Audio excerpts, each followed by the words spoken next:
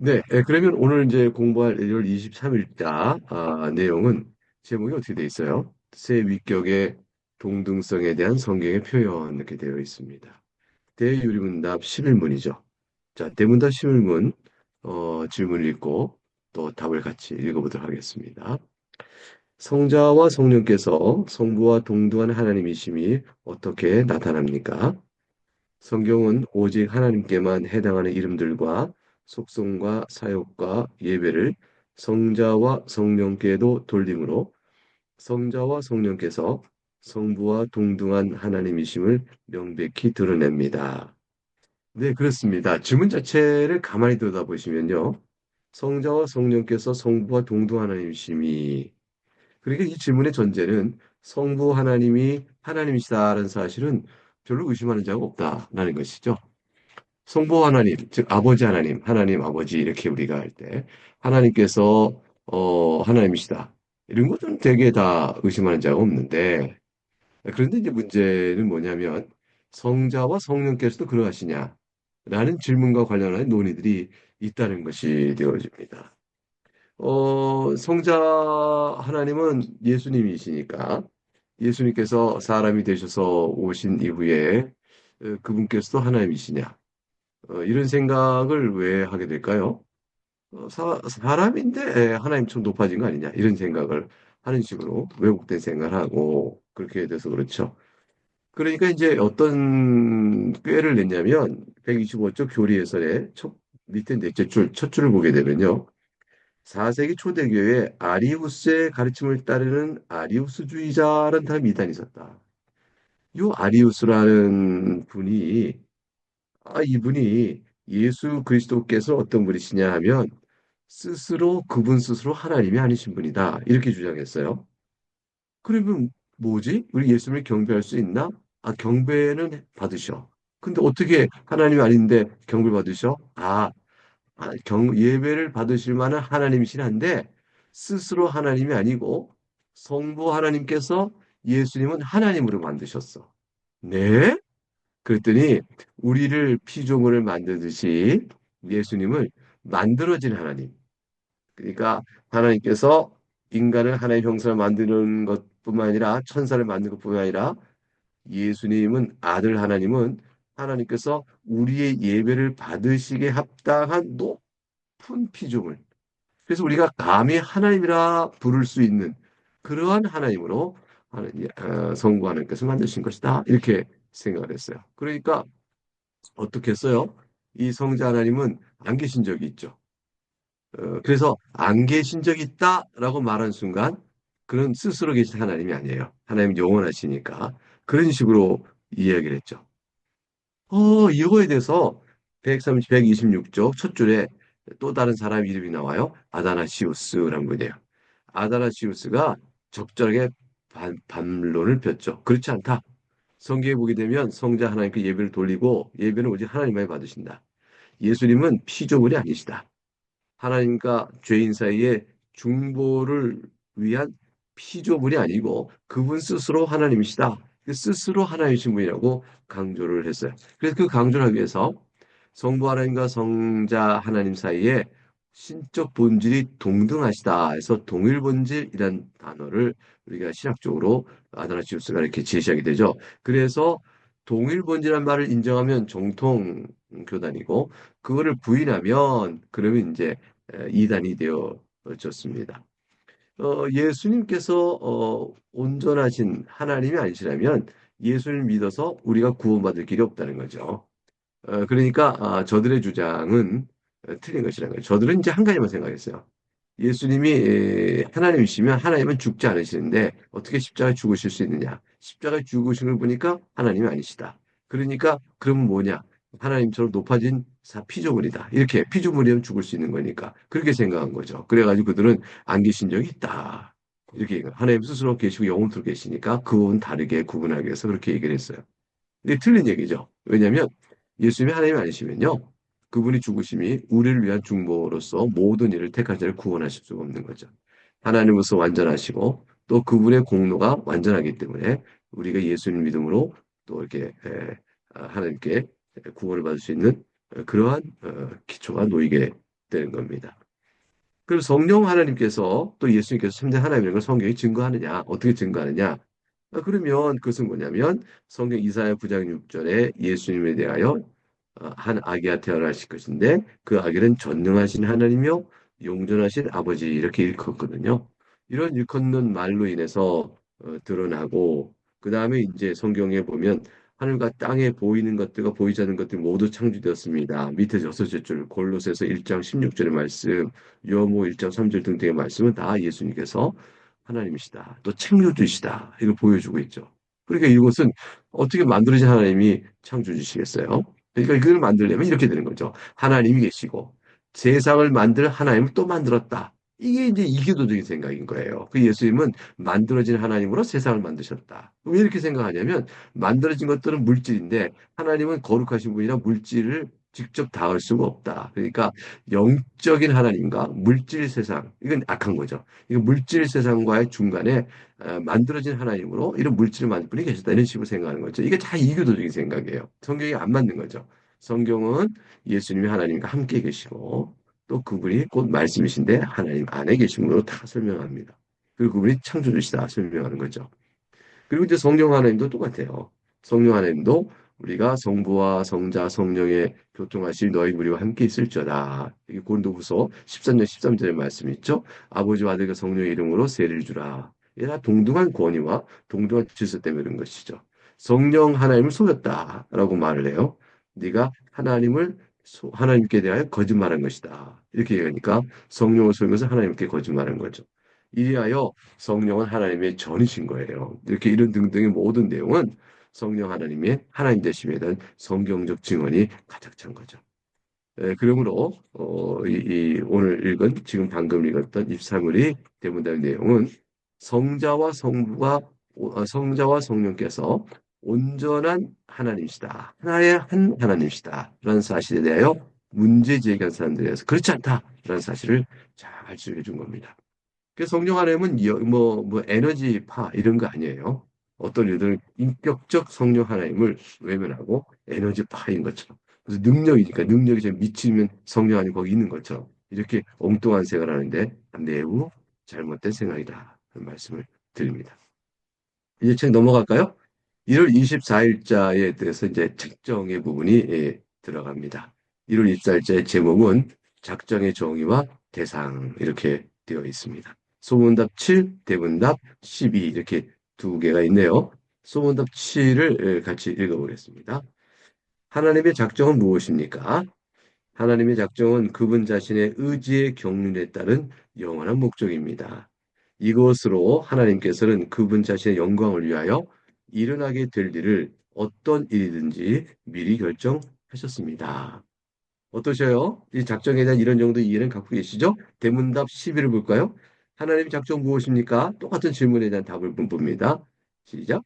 하나님의 작정은 그분 자신의 의지의 경륜이라는 지혜롭고 자유롭고 거룩한 행위입니다. 이것으로 하나님께서 시간 가운데 일어나게 될 어떤 일이든지 특히 천사와 사람에 대한 것들을 영원부터 자신의 영광을 위해 변치 않게 미리 결정하셨습니다. 이렇게 되어 있습니다. 여기서 이제 그 하나님의 작정에 대한 정의, 그 대상은 누구냐? 그때 정의는 뭐 소문답 7과 대문답 12가 서로 비슷해요.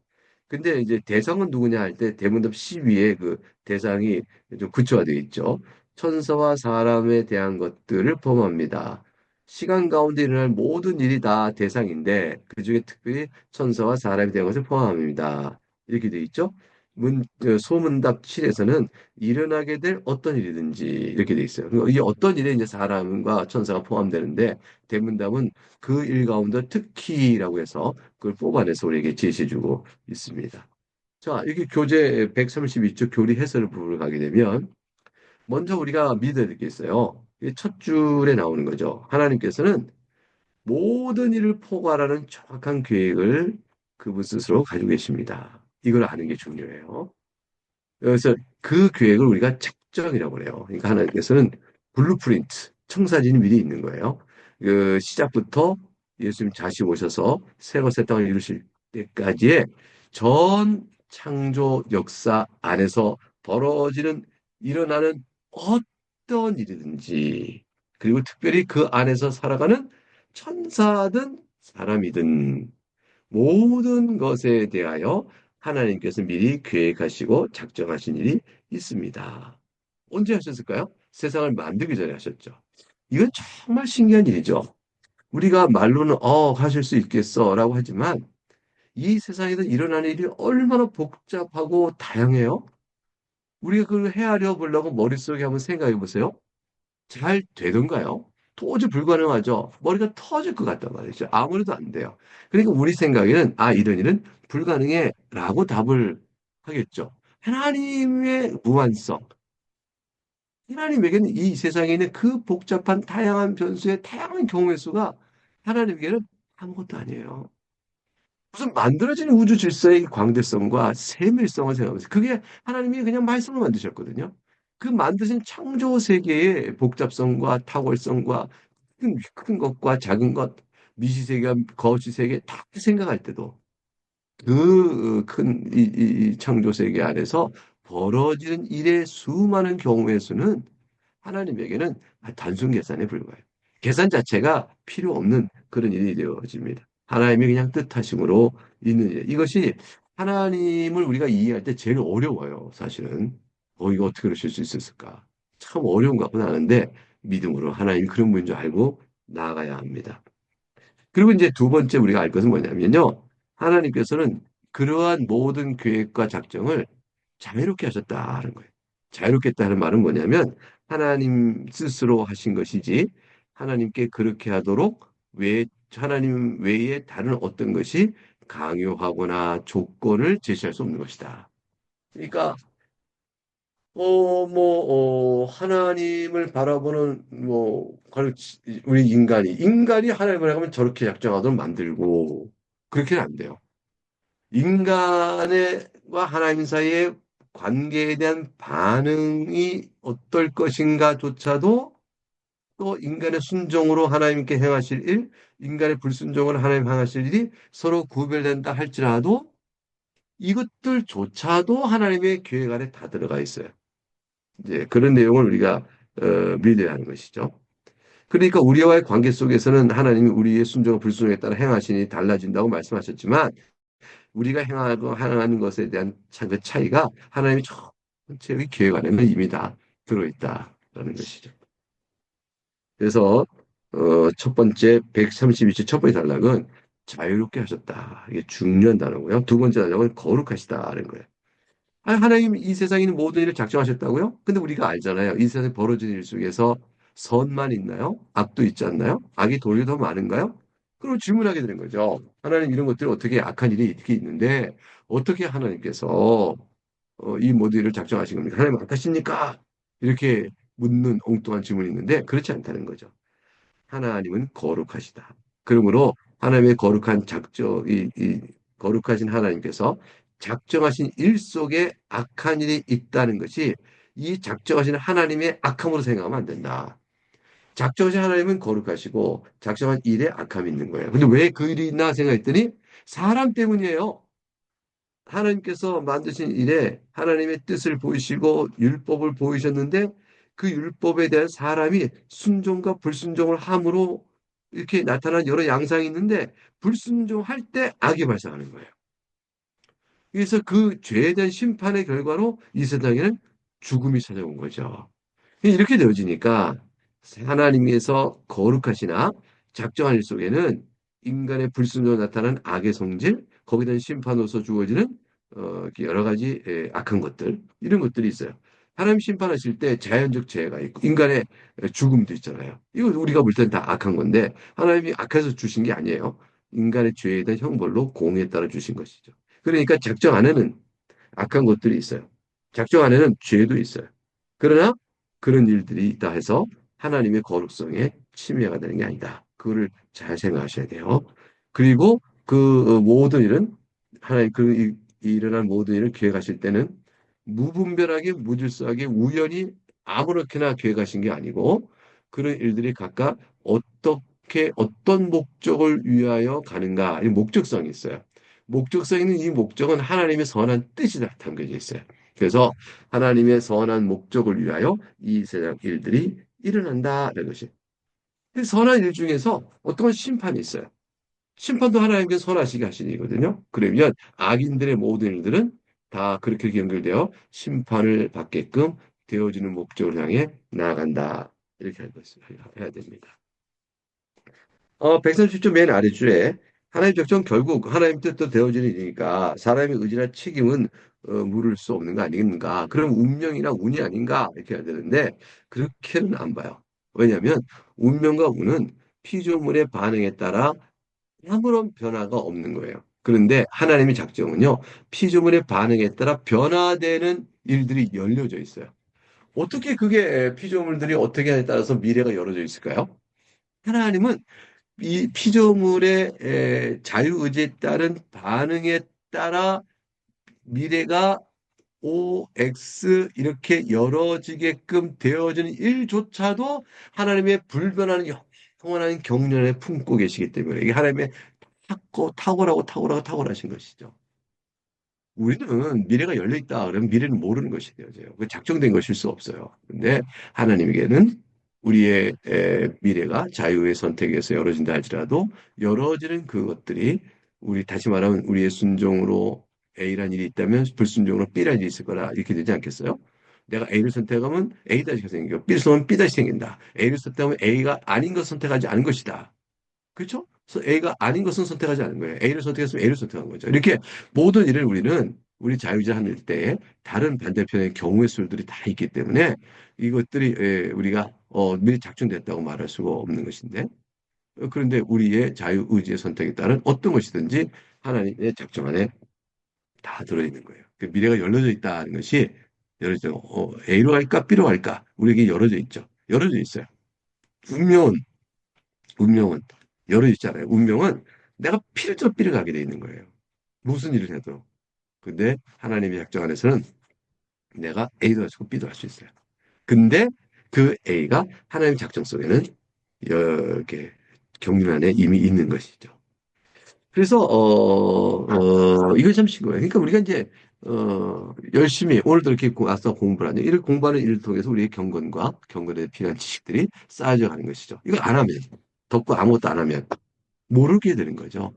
그래서 이렇게 아느냐, 모르느냐, 또 경건의 집을 쌓아가느냐, 못하느냐, 이 모든 미래적 결정이 오늘 우리의 자유의 의지에 따라 되어지고, 그것을 하나님은 미리 정해놓으신 가운데 있는 거죠. 우리 가운데 어느 분이 이렇게 공부를 열심히 잘해서 믿음의 지식의 체계가 잘 쌓여서 이렇게 되어졌다. 훌륭한 신자로 살아가게 됐다. 그럼 이렇게 모든 일들은 이분의 노력과 경건의 연습을 통해서 그렇게 되어지도록 열려진 미래로 차근차근 간 건데, 하나님께서 마지막 좀 가봤더니 나를 그렇게 사랑하여 그러한 경건한 사람 살도록 이끌어 오셨다. 이렇게 되어지는 하나님 작정에 대한 놀라운 찬미를 우리가 그날 부르게 올려드리게 되어지죠.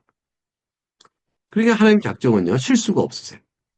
실수가 없기 때문에 후회함이 없고요. 후회함이 없어서 취소되지 않습니다. 실수가 없다니. 후회함이 없다. 하나님 후회하시잖아요. 그 후회라는 것은 작정의 후회가 아니고 작정 안에 있는 일들에 있어서 하나님께서 보실 때에 하나님 뜻의 어긋남을 표현하는 후회예요. 하나님의 진노를 살만하다는 것을 표현하는 후회예요. 그래서 이런 후회는 작정되어진 안에서 제2 원인인 우리가 하나님께 대해 갖는 관계, 또 우리와 우리 서로에 대한 관계, 여기 안에서 하나님께서 하나님의 교훈의 뜻에 어긋날 때 후회하신다라는 말로 하여 잘못을 끼워 주시는 거죠. 하나님 자신의 작정 자체가 후회하거나 취소하거나 그런 일은 없습니다. 그 다 작정 안에 하나님 작정 안에 수렴되어 있는 여러 다른 경우의 수들이에요. 이게 얼마나 놀라워요. 우리는 어떤 일을 작정하면 단순화시키고 조건에 의한 변화도 있을 수가 없거든요. 더군다나 그 자체로. 근데 하나님께서는 우리의 자유의지가 다 사용하셔서 그런 일들을 일어나 하셔요. 자, 25일로 가겠습니다. 25일은 지금 방금 했던 내용에 대한 또 좀 자세한 설명이에요. 제목이 어떻게 되어 있습니까? 읽어볼까요? 자유의지와 우발성에 관련한 작전의 방식. 이게 뭘 뜻하는 걸까요? 신앙고백서 3장 1절의 내용을 한번 보겠습니다. 같이 읽어보죠. 시작. 하나님께서 영원부터 자신의 의지에 지극히 지혜로우며 거룩한 경륜에 의하여 일어나게 될 어떤 일이든지 자유롭게 그리고 변치 않게 작정하셨다. 그로 인하여 하나님께서 죄의 조성자가 되시거나 피조물의 의지를 침해하시는 것도 아니다. 또한 또한 제2 원인들의 자유나 우발성이 제거되는 것이 아니라 오히려 확립된다. 잘 보셔요. 하나님께서 영원부터 자신의 자유의지로 지극히 지혜롭고 거룩한 경륜을 세우셨고 그에 따라 그 안에 있는 일이 어떤 일이든지 그 일이 인간이면 자유로운 자유의지를 행사하여 그렇지 않은 것들은 또 그렇지 않게 이렇게 작정을 일어나도록 작정하셨어요. 근데 이 작정은 변치 않습니다. 하나님께서 자유롭게 작정하신 거거든요. 그래서 작정 안에 있는 내용은 다양하게 변화들이 있지만 이걸 품고 있는 하나님의 작정은 하나님의 의지에 따른 자유. 그래서 첫 줄에 자신의 의지에 줄치고요. 그 밑에 세 줄에 자유롭게 하고 연결시키면 돼요. 그리고 거룩한 경우에 지혜에 한 실수가 없으시니까 변치 않고 하고도 연결됩니다. 그러니까 그렇게 되는데 이 경륜은 영원하다. 그리고 또 어디가 거룩하다. 영원과 지혜와 변치 않게 서로 조합을 이루죠. 그리고 의지와 자유롭게 연결되어져. 하나님의 경륜은 그렇게 되어집니다. 그로 인해서 하나님께서는 그렇다면 작정한 일 속에 죄가 있으니까 죄를 만드신 분이냐? 죄의 조성자냐? 이렇게 author of sin, author. 저자라고 보통 우리가 번역하죠? 저자. 죄를 만드신 저자냐? 이걸 조성자냐? 이렇게 우리가 번역해요. 이렇게 말하면 안 되고요. 피조물의 그럼 자유의지를 침해하시느냐? 하나님의 의지를 작정하셨으니까 그 안에 피조물들은 그럼 여러분 어떠세요? 여러분 자유의지가 침해받고 계세요? 지금 이렇게 나오고 있을 때? 아니거든요. 하나님의 작정 가운데 이루어진 일들이에요. 지금 우리가 하고 있는 일들이. 그런데 이 일들 우리가 자유의지 침해받았어요? 그렇지 않거든요.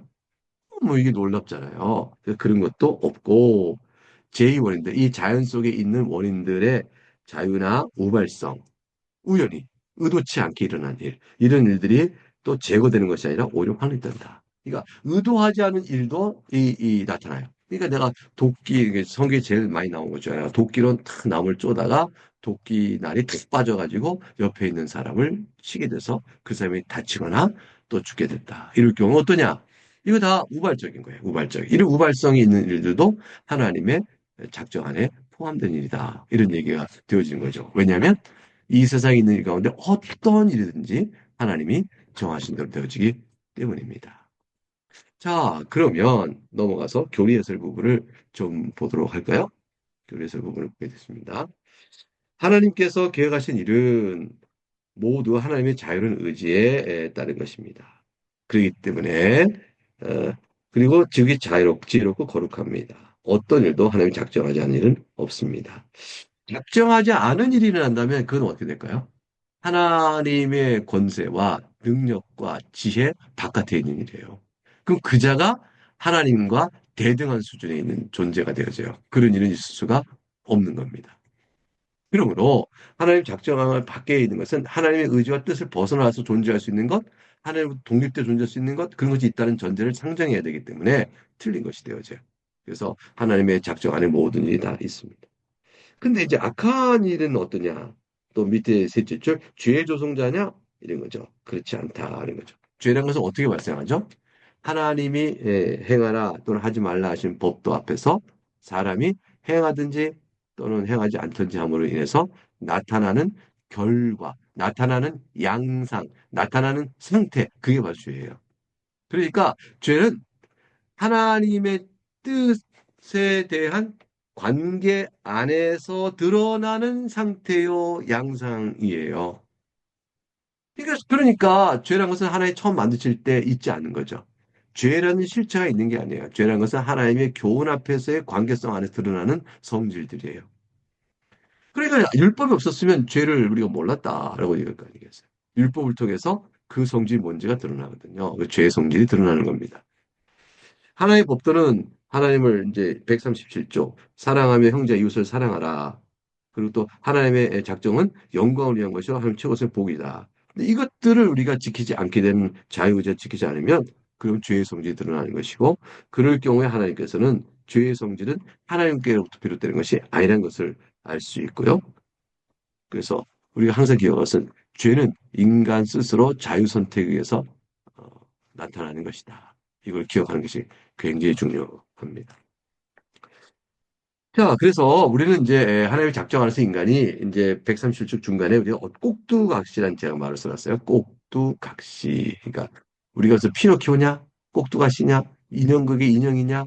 그래서 이렇게 하는 데는 인형과 한 사이 이렇게 움직이면 인형은 이렇게 춤추고 있는 것.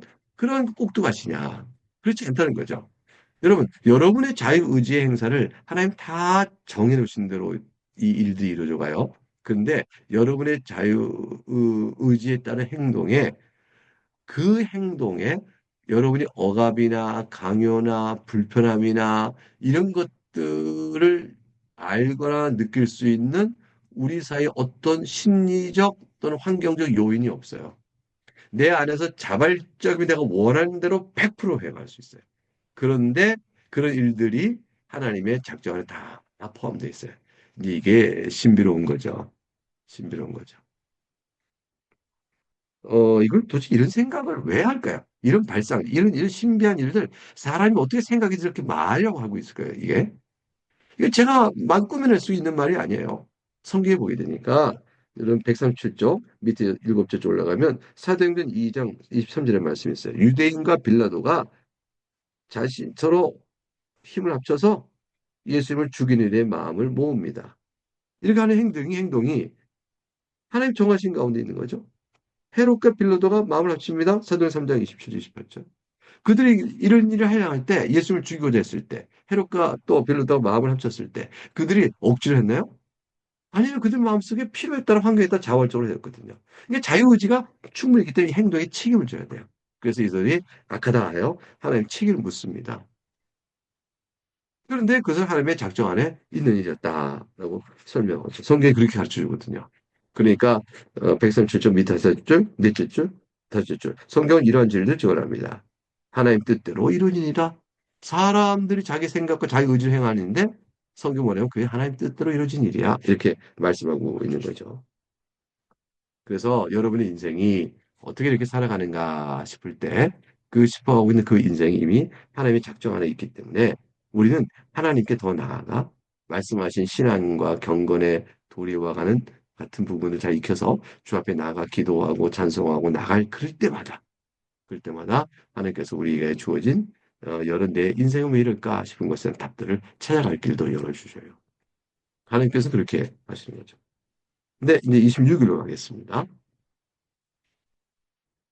26일 차는 작전과 예지의 상관성 이렇게 되어 있습니다. 작전과 예지의 상관성. 한번 그럼 볼까요? 작전과 예지 상관성. 우리 시작국에서 3장 2절인데요. 한번 같이 읽어보도록 하겠습니다. 시작. 하나님께서 예상되는 모든 조건 아래 일어나거나 일어날 수 있는 모든 일을 무엇이든지 하신다. 그럼에도 하나님께서 어떤 일을 작정하신 것은 그 일을 미리 일로 보셨거나 또는 그런 조건 아래 일어날 일로 미리 보셨기 때문이 아니다. 무슨 말일까요? 하나님께서는 모든 조건 아래 일어나거나 이럴 수 있는 모든 일을 무엇이다 하셔요. 그러니까 이때 말하는 모든 조건은요. 하나님 만드신 이 피조계 사이의 인과관계의 모든 조건이에요. 그러니까 여러분이 이제 가령 어떤 교우에게 사랑을 줘요. 그러니까 그 교우가 또한 그 사랑에 고마워서 또 사랑을 표현해요. 사랑이 주고받는 어떤 일들이 있어요. 그래서 내가 저분에게 이렇게 사랑을 표현했더니 그분은 나에게 또 사랑을 주네. 이러한 행동의 변화들이 있잖아요. 그 조건적으로 되어진 일이죠. 그 사람이 날 미국에서 내가 미국에 있을 거 아니에요. 이런 식으로 될 거 아니겠어요. 모든 조건. 내가 열심히 공부하니까 또 결과가 나오고 내가 열심히 노력하니까 거기에 대한 또 벌이도 얻는 거고 이렇게 모든 조건 아래 이렇게 일어나는 일들을 다 아셔요. 자연적인 조건도 막 사람 사이의 관계 조건도 마찬가지예요. 그런데 그런 일들은 다 하나님의 이제 작정 안에 있다고 그랬죠. 하나님 작정 안에서 벌어지는 일인데 이 우리 인간 사이의 관계 일들이 다 우리 인간 사이의 관계 일들이 다 하나님이 다 보고 계신단 말이에요. 인간의 자유의지를 벌어지는 일을 다 하나님이 보고 계실 뿐더러 이미 그 일을 작정하신 거거든요. 근데 이 작정을 그럼 질문이 생긴 거죠. 이거 순수 신학적 질문인데 하나님이 우리가 이렇게 할 줄을 알고 작정하신 거냐? 하나님이 작정하셨으니까 이런 일들이 이렇게 일어나는 거냐? 이 부분에 의견 다툼이 좀 있었어요. 그래서 아무리 생각해도 인간의 자유의지를 하나님이 미리 작정했다는 게 도무지 이해가 안 가. 그건 불가능한 일이야. 이렇게 생각한 사람은요, 다 어떻게 생각하겠어요? 하나님께서 우리가 자유의지에 따라 하는 일을 하나님은 다 아시니까 보고 그럼 그렇게 되도록 하자라고 결정한 거 아닐까요? 이렇게 생각한 거죠. 그래서 미리 보시고 나중에 정하셨다. 그래서 예지 미리 보시고 예정 뒤에 하셨다. 이런 식으로 생각을 했어요. 그래서 생각한 사람은 마음이 뭐가 편하냐면 사람이 자유의지에 따라 뭔가 할 때 그 일들이 어떻게 돼요? 하나님 미리 보시고 그렇게 되어서 결정했다 하면 하나님의 의지의 작정과 인간의 자유의지 사이에 충돌이 없지 않냐 이렇게 생각하는 거죠. 되게 편의적인 생각이에요. 근데 성경을 봐야 되는 거죠. 그래서 성경을 따른 사람들은 그렇게 생각하지 않아요. 뭘 보냐면 하나님께서 어떤 일이 일어날지를 하나님 미리 의지로 정하시고 자유의지로 하나님 자유롭게 정하시고 정하셨으니 그 일이 일어날 줄을 하나님은 당연히 미리 아시는 거지 이렇게 되는 거죠. 그래서 의지의 예정이 먼저고 예정된 사실이랄 걸 하나님은 또한 지식으로 아시니까 예정이 먼저고 예지가 뒤에 따라오는 거야. 논리적 순서야 이거는. 시간적 순서가 아니에요. 이렇게 생각한 거죠. 그러면 우리가 물어보잖아요. 아니, 언제 어떻게 하나님, 그럼 인간의 자유의지에 따라 내가 뭘 할지도 모르는데, 그렇게 미래가 열려져 있는데, 하나님 어떻게 미리 의지에 따라 작정하셨다면 이 미래가 닫혀진 거고, 이 운명론이지 않냐, 이렇게 말할 때, 그거는 사람 생각이죠. 사람의 생각으로는 인간의 자유의지에 열려진 미래에 대해서 하나님 미리 작정하셨다면 그건 불가능의 모순적 관계요. 할 테지만, 하나님의 능력 안에서는 그것이 되어지는 거예요. 하나님은 우리와 같은 분이 아니시거든요. 그래서 성경에 따라 하나님의 작정하심으로 우리들이 어떻게 행할 것이 인간은 일단 모든 열려진 미래도 하나님의 작정하심이 있다. 이거를 이제 강조하시니까 예지가 맞다. 이렇게 되어지는 것이죠. 그래서 141쪽 맨 밑에 둘째 줄 보면 하나님의 작정에 대한 교훈을 들으면서 많은 사람은 의문을 제기합니다. 그런데 하나님께서 모든 일을 작정했다면 142쪽 첫 줄 사람의 자유 선택이 사실상 제거되는 건 아니냐 이런 생각을 하게 되는 거죠. 자유 선택에 손상을 주지 않는 방식으로 그래서 하나님의 작정 자체를 좀 축소하거나 제한하거나 재해석하거나 뭐 이런 변경하는 뭐 이런 어떤 일들을 막 하는 거죠. 현대신학자들이 그런 일을 하는 거예요. 이런 일을 하는데 그러나 그건 잘못된 것입니다. 라고죠. 성경의 사실 볼까요? 142쪽. 두 번째 단락이요. 그런 이런 생각은 성경의 말씀은 사실 어긋납니다. 성경은 하나 사람이 무엇을 어떻게 판단하고 선택할지를 미리 아신다고 말씀합니다. 예컨대 사무엘상 23장에 다윗이 하나님께 물어요. 그일라 성의 사람들이 자신을 사울에게 넘겨줄지를 함께 묻습니다. 즉 그일라 성 사람들의 행동 여부를 묻는 거죠. 하나님께서는 그일라가 어떤 선택하든지 그들의 자유임으로 미리 알 수 없다 이렇게 말하지 아니하시고요. 분명한 말씀으로 그들이 다윗을 넘길 거라고 얘기하셔요. 그것은 뭐냐면 확실히 하나님께서 넘길 거란 그들의 자유 선택 때문에 하나님의 작정 안에 포함됐기 때문에 미리 아시고 하시는 말씀인 거예요. 그래서 예지는 하나님의 작정 때문에 가능한 것일까요? 아니면 사람이 무엇을 할지를 미리 조건을 미리 보시고 작정하실까요? 그래서 한번 물었죠. 예지냐, 예지냐. 그럴 때 우리 개혁파 신학 오늘 읽었던 이 신학 고백서는 예지 예정이 아니라 예지입니다를 말해주죠. 그래서 다시 여러분 앞에 140쪽에서 신학 고백서 3장 2절을 보세요.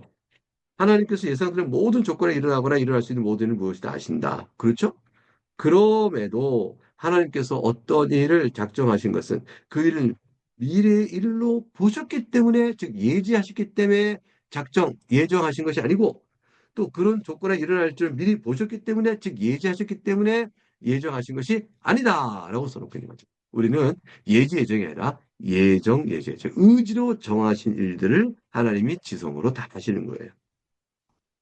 그래서 이제 여기서 구원받은 것과 따지면 예정론이냐, 예지에 의한 예정론이냐, 선택론이 다르죠.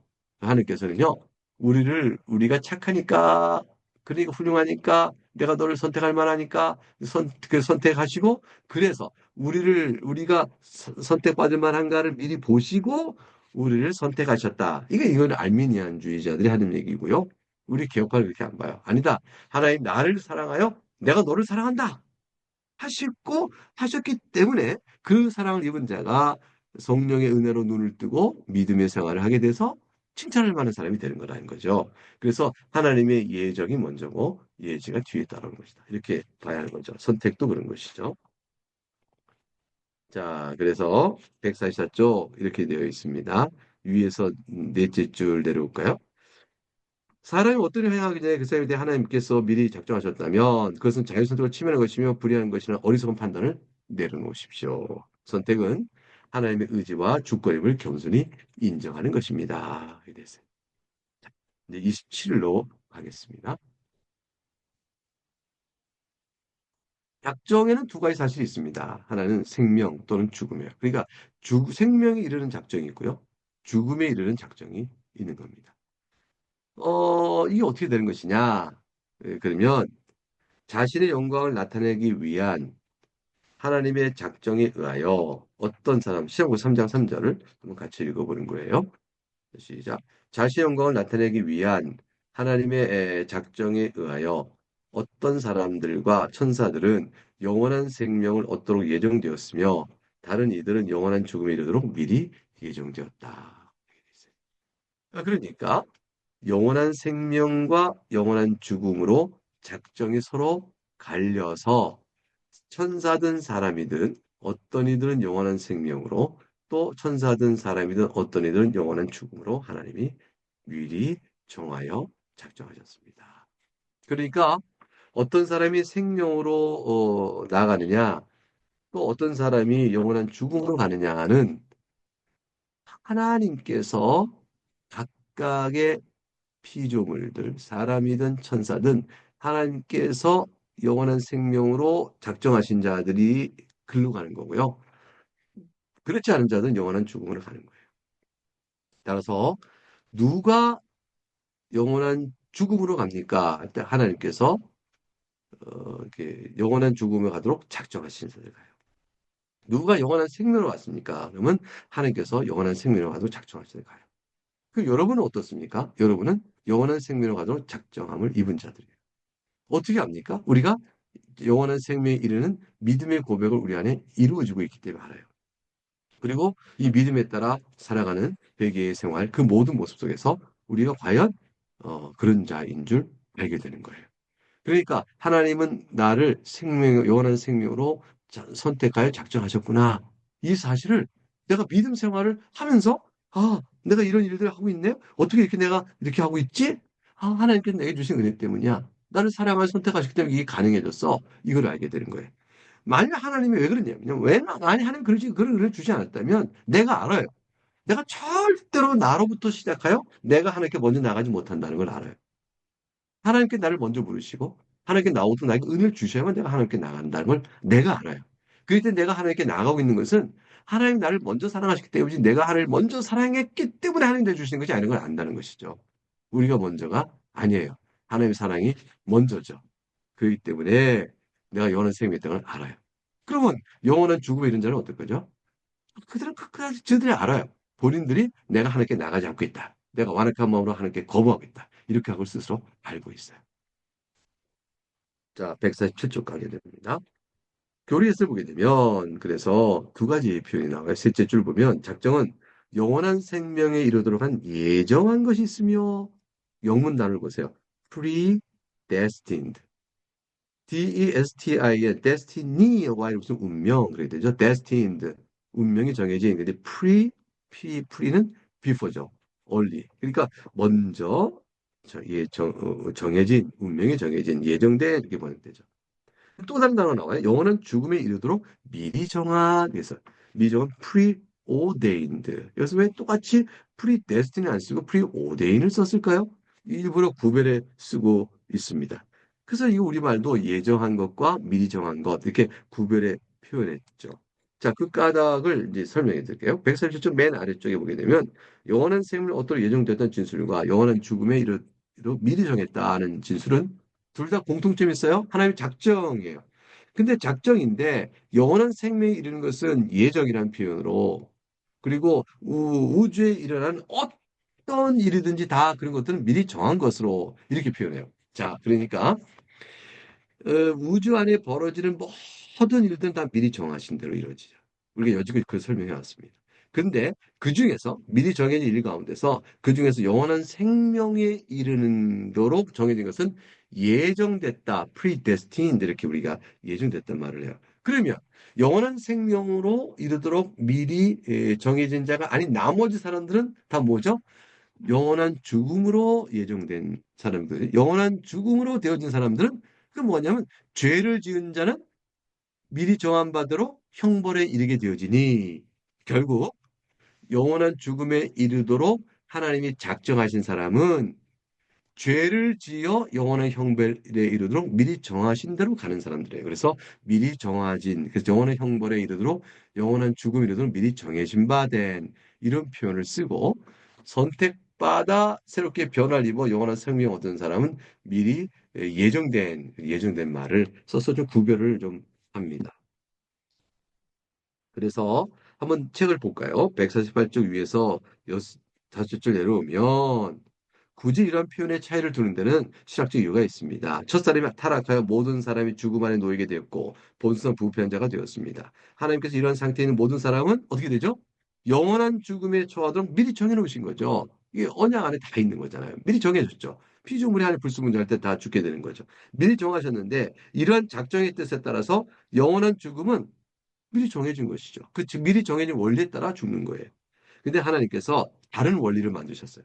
영원한 생명에 이르도록 하신 자들에게 구원받도록 작정하셨는데 이런 작정은 미리 정해진 그러한 멸망 이르는 원리와는 달리 하나님이 선택하시는 원리에 따라 이루어진 것서 그건 예정 이런 말을 쓴 거죠. 그래서 미리 정하시는 표현보다 예정이라는 표현에는 특별한 목적을 부여하고 있는 선택적 의미가 포함되어 있습니다. 라는 정도의 뉘앙스적 차이가 있는 겁니다. 예, 그래서 그 다음에 이제 148쪽 그 아래 단락가게 되면 그럼 왜 이렇게 일부는 영원한 생명으로 일부는 영원한 죽음으로 예정하시고 미리 정하셨습니까? 라할 때 목적이 있어요. 에, 그 영원한 죽음으로 미리 정해진 자는 그 죄를 그냥 두지 아니고 벌하시는 하나님의 뭐가 되죠? 어, 공의 심판을 나타내 보이는 거고요. 그리고 영원한 생명으로 예정되는 것은 그는 영원한 생명을 통하여 하나님의 긍휼의 영광을 나타내기로 하신 것입니다. 149쪽 가게 되면 천사에 대한 작정도 나와 있어요. 천사의 작정도 선한 청사는 영원한 생명, 다른 악한 청사는 영원한 죽음으로 미리 정해져 있습니다. 그래서 선택받은 선한 천사는 뭐냐면 그들이 하나님의 거룩함으로 지음받은 다음에 그들이 타락하여 악한 천사가 되지 않도록 하나님께서 붙들어 주신 자예요. 그래서 은혜로운 상태, 영광스러운 상태를 그대로 유지되도록 하나님께서 보존해 주신 자들이 선한 천사고요. 그렇지 않은 자들은 악한 천사가 되어집니다. 그래서 그런데 이 천사는요 사람과 달리 사람은 선택과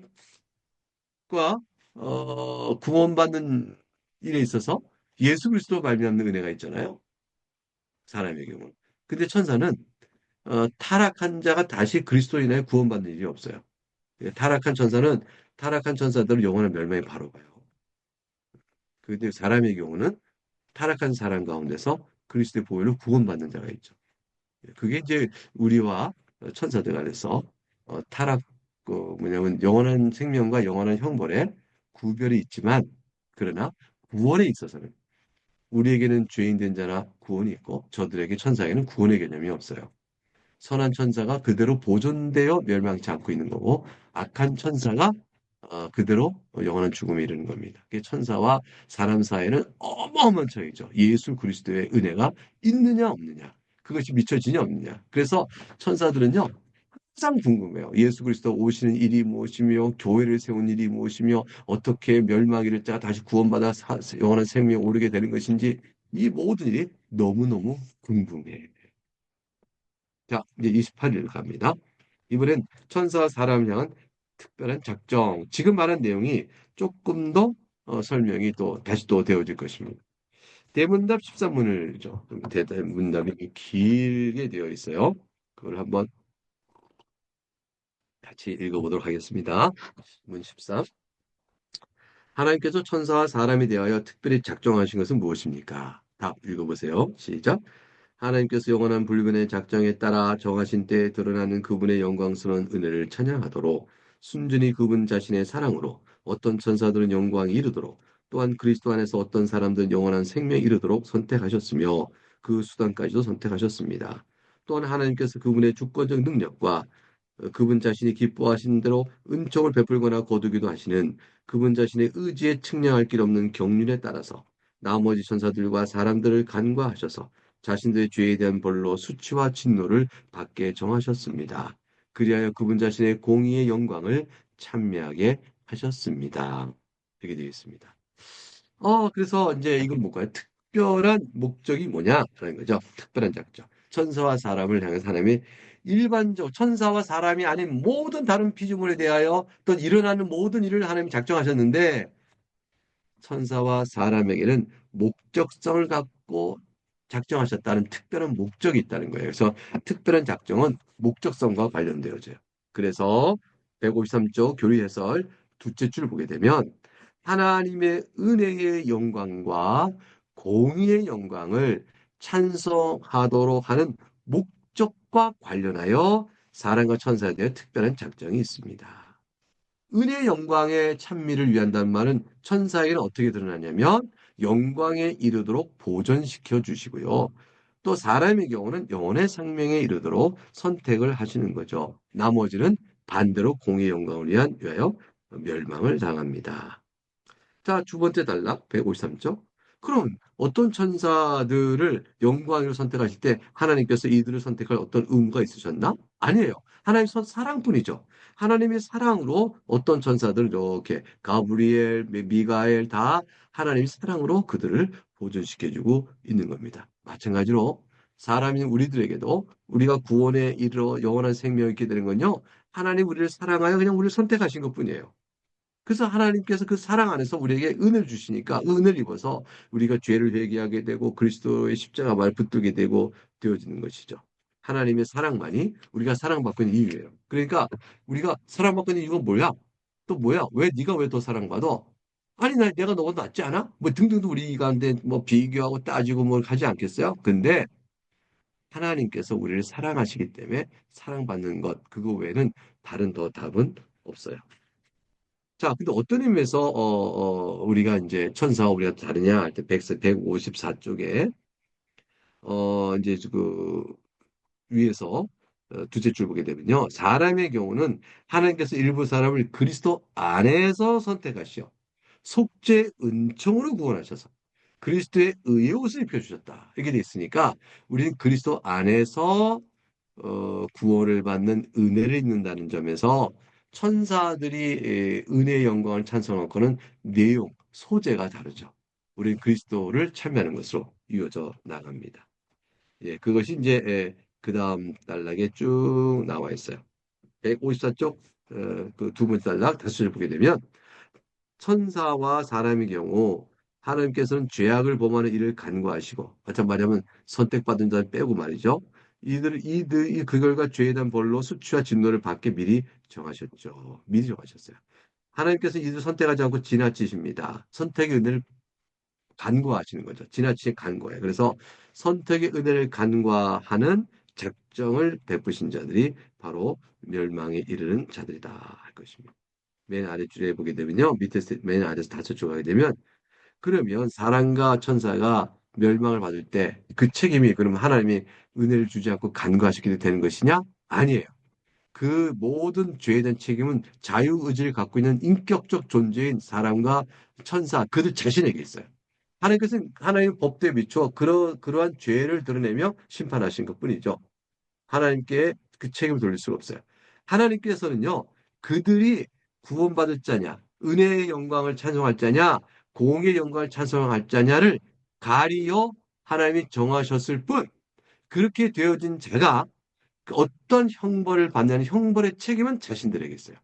그러니까 형벌의 책임은 자신들의 자유의지에 따른 죄악상이 있고 그들이 그런 자임이라는 것 자체는 하나님의 작정 안에 있는 거죠. 그래서 악인은 어떤 사람이 이제 온갖 악을 범하다 그냥 세상을 떠났어요. 그 악인은 어떻게 되죠? 하나님께서 그들에게 구원에 이르지 못하도 거기 두신 거예요. 그래서 그는 그렇게 작정해 두신 거죠. 근데 그 악인이 왜 벌을 받죠? 자신의 죄악 때문에 벌을 받아요. 그래서 하나님께서 어, 그들에게 죄악을 짓게 하시거나 또 그들의 죄악 때문에 받는 벌에 대해서 하나님 때문에 그들이 벌을 받는다 이렇게 말하면 안 돼요. 하나님 때문에 그들이 벌을 받는 게 아니라 자신의 죄악 때문에 벌을 받는 거예요.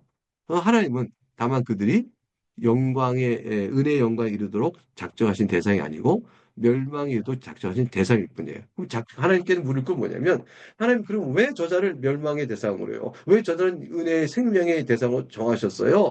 이걸 우리가 하나님께 물어볼 때 하나님께서는 근데 주권적으로 내가 저자를 사랑하고 그래 한 것이다.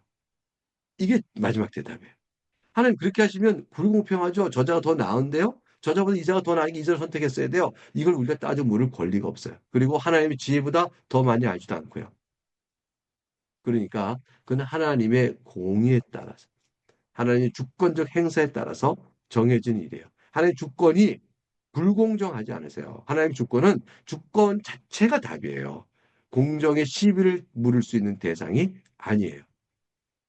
하나님 저를 왜 이 세상에 생명을 주셨어요? 하나님 부당해요. 물을 수 있나요? 아니에요. 하나님은 주권적 하나님으로 우리에게 공정 시비를 판단받을 대상이 아니시다. 이게 하나님의 작정과 되는 아주 중요한 신앙의 최종적인 내용이라고 볼 수 있습니다. 자, 이제 1월 29일자 오늘 공부할 내용의 마지막 부분이 얘기되었습니다. 1월 29일자는 작정의 불변성에 되어 있죠. 작정의 불변성. 하나의 이런 작정은 변하지 않는다예요. 자, 신약국에서 3장 4절 읽어보겠습니다. 그렇게 예정되고 미리 정해진 이 천사들과 사람들은 개별적으로 그리고 변할 수 없게 지명되어 있다. 이들의 수요는 확실하며 확정적에서 늘어나거나 줄어들 수 없다. 왜 그럴까요? 개별적으로 변화 속에 지명되어 있다. 이거 참 중요한 말이죠. 여러분 이름 하나하나가 하나님께서 이름 불러서 지명하여 세우셨어요. 여러분 이름 하나하나가 다 지명하여 세워졌어요. 그러니까 우리는 개별적으로 부름받고 있는 거예요. 그리고 우리를 향한 지명은요, 변함이 없어요. 왜 그럴까요? 하나님의 선택에는 취소가 없어요. 하나님 사랑하여 여러분 한 분 한 분을 정하셨거든요. 그 사랑의 마음으로 정하신 그 사랑의 선택에 취소가 없어요. 그리고 지혜롭지 않으셔서 아차 내가 이걸 착각했네. 이렇게 지혜에 문제가 있지 않으셔요. 그 하나님의 작정은 그분 신실하셔요. 신실하신 하나님께서 그분의 완전한 지혜 가운데 우리를 향한 사랑의 후회 없는 사랑 속에서 선택이 됐기 때문에 그 수요는요 확정적이고 확실하고 늘어나거나 줄어들지 않습니다. 사람들이 생각하는 일은 어떨까요? 157쪽에 하게 되면 사람들의 생각은 줄거나 늘 수가 있어요. 그러나 하나님의 선택과 관관한 첫째 줄, 선택과 관관한 하나님의 특별한 작정의 교훈에 대해서는 그것은 불변합니다. 그래서 어떤 이들은 이게 불편하니까 사람이 믿다가 나중에 믿음을 떠나면 그럼 어떻게 돼요? 신앙을 버린 자도 그럼 구원받아요? 이런 식의 볼멘스를 내거나 아니면 내가 아무리 또 믿고자 해도 그러면 나는 기회가 없는 거네요? 라고 볼멘스를 내거나 하나님께서 어쨌건 그 인간의 자유의지에 따라서 믿음이 있거나 없거나 한다면 대상이 계속 어떤 사람은 평생 잘 믿지만 어떤 사람은 그 의지가 하나님 믿었다가 또 자기 의지로 또 신앙을 떠나기도 한다 하니까 들어왔다 나왔다 들어왔다 나왔다 하는 일이 있을 것이고 어떤 사람이 있다 없어질 거, 어떤 사람은 없다가 들어올 것이 이런 식의 변화들이 있어야 되지. 어떻게 그럴 수 있습니까? 라고 물어본 사람이 있어요. 근데 이거 틀린 말이에요. 왜 틀린 말이냐면요. 하나님께서는요, 우리가 믿음이 있는 사람인데 나중에 믿음을 배신하잖아요. 그러면 하나님은 원래부터 그 사람 선택한 자가 아니에요.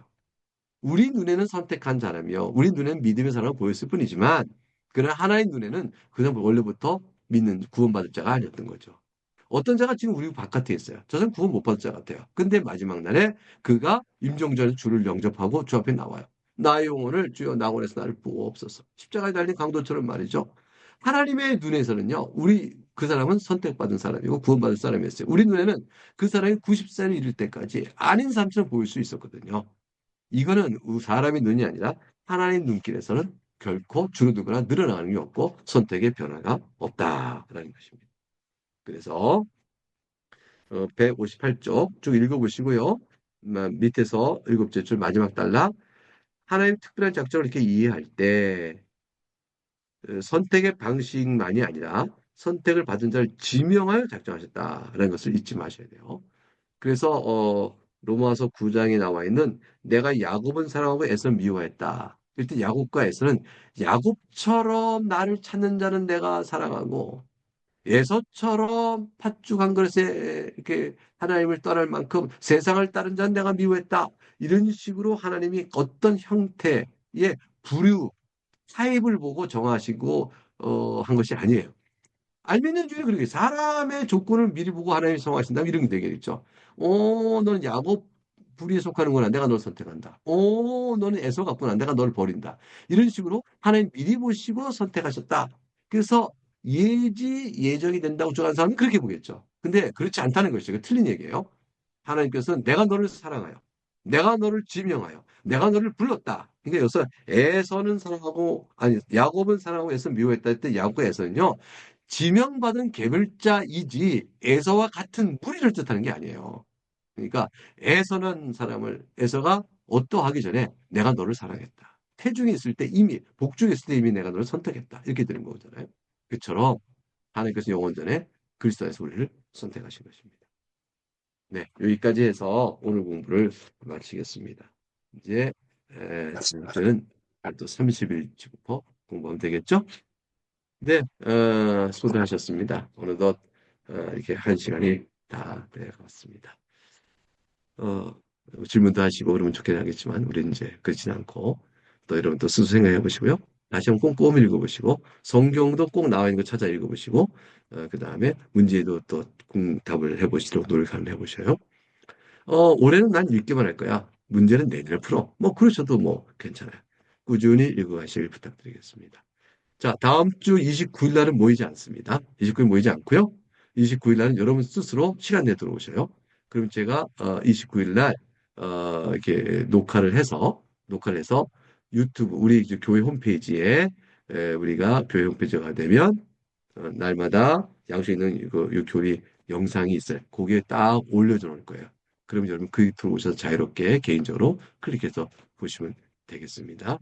그리고 그 다음 주에는요, 다 또 이렇게 줌으로 모여서 하는 게 좋죠. 저도 이렇게 이 시간을 정해서 해야지 어느 때 그냥 제가 정한 시간이 아니면 또 언제 또 하겠어요? 그러니까 이렇게 들어오시고요. 같이 공부하면 좋잖아요. 여러분들 이게 얼굴은 안 보이지만 들어온 이름들을 다 보니까 제 마음에 힘이 나고요. 즐거워요. 출석부를 뭐 다 적는 건 아니지만 여러분이 들어와 주시구나. 이 시간에 지금 나 혼자 있는 것이 아니고 와 계시구나. 그게 저게 얼마나 제가 힘이 되는지 몰라요.